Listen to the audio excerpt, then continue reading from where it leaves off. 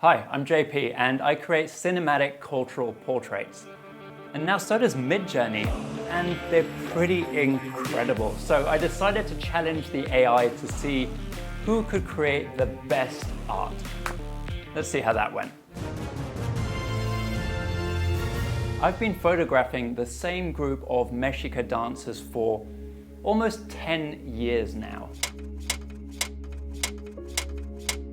In fact, I can trace this project right back to the day I first met and photographed this guy, Mexica. That photo shoot changed my life. I quit my old job within 2 months because I suddenly knew what I wanted to do. I wanted to create more photos like this. And I was planning to celebrate a decade of doing just that. Well, that was the idea. And then 2023 got weird real quick. AI. Artificial intelligence. Artificial intelligence. The Midjourney version 4 upgrade made it impossible to ignore the arrival of AI art. And it instantly hit my print sales. They went down like 75% overnight as AI art started flooding platforms like Etsy. It's hard not to get nervous about the future, but I've decided to face my fears and put that celebration on hold to go head to head with the AI for a few rounds of image making. Round one, fight!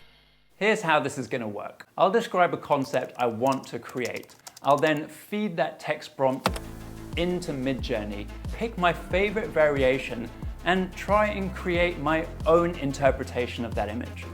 This is what Midjourney created, and it's pretty good. The first thought I'm having is that finding a location is going to be tricky because unlike Midjourney, I need to stick to actual real-world locations, and ideally ones that are close by.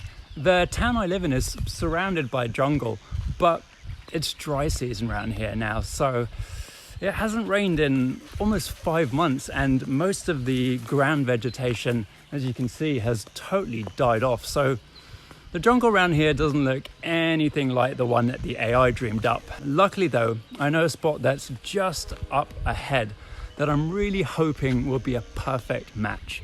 Fingers crossed.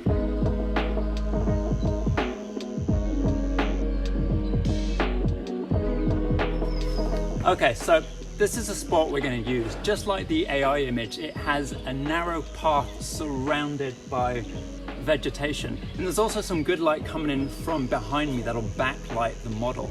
This scene, it still needs a little help though. The AI image is using all these large leaves as foreground interest and also as a framing device.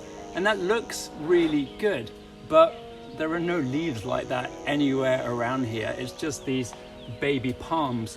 So what I'm going to do is get a little creative with set design and attach some leaves from my garden, to these 2 light stands.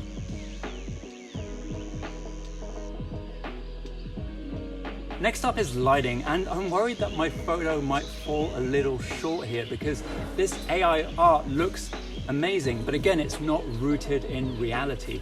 I need to find a practical way to recreate this look. But I think I have a plan. I'm going to get something similar by using a strobe behind me up in the tree line, backlighting the model, and then a bit of smoke from this guy. Let's see how that goes.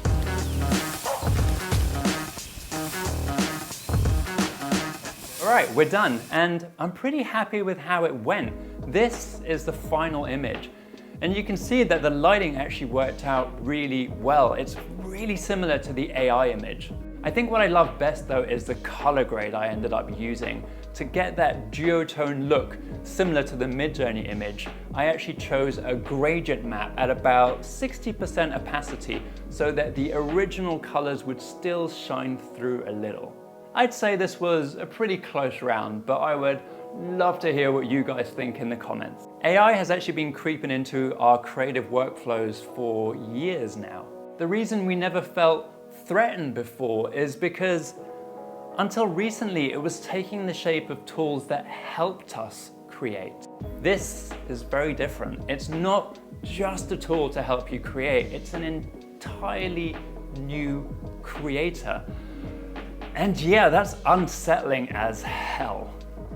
In the next episode, this is the second AI generated image, and we're gonna try and create something even better.